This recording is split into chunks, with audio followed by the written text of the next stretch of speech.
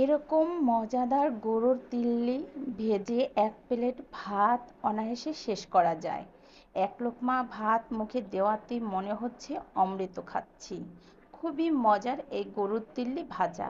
এখন আমি এগুলোকে ভাজার জন্য নিয়েছি 1 চামচ আদা বাটা, রসুন বাটা 1 চামচ, জিরা বাটা 1 চামচ নিয়েছি, হলুদ গুঁড়ো 1 চামচ, মরিচের গুঁড়ো 1 চামচ, ধনিয়া গুঁড়ো আধা চামচ, দিয়ে দিয়েছি স্বাদ মতো লবণ।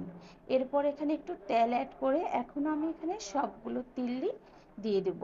তো এই তিল্লিগুলোকে আমি সুন্দর করে কেটে ধুয়ে পরিষ্কার করে নিয়েছিলাম।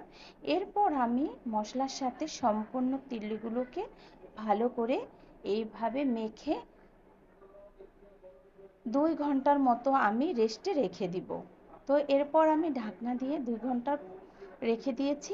এখন আমি 2 ঘন্টা পর এই তিল্লিগুলো গরম তেলের মধ্যে এভাবে একটা একটা করে দিয়ে সুন্দর করে ভেজে নিব।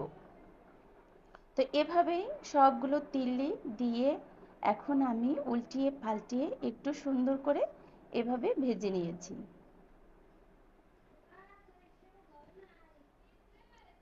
তো এরপর আমি তিল্লিগুলোকে এখন লো হিটে সুন্দর করে ভেজে নিব। এখানে এই তিল্লিগুলো লো হিটে ভাজতে হবে। তো এভাবে আমি লো হিটে সুন্দর করে তিল্লিগুলো ভেজে নিয়েছি। এখন আমি যে মশলাটা ছিল ওই মশলার সাথে পেঁয়াজ কুচিগুলোকে ভালো করে মেখে এখন আমি এর উপর দিয়ে দিয়ে ভালো করে ভেজে নেব। দেখতে কতটা লোভনীয় হয়েছে, মাশাআল্লাহ! খেতে কিন্তু ভীষণ মজা। সত্যি এক প্লেট ভাত খুব তৃপ্তি সহকারে খাওয়া যাবে। তো এরপর আমি পরিবেশন করে নিয়েছি। ভালো লাগলে অবশ্যই লাইক কমেন্ট শেয়ার করতে ভুলবেন না।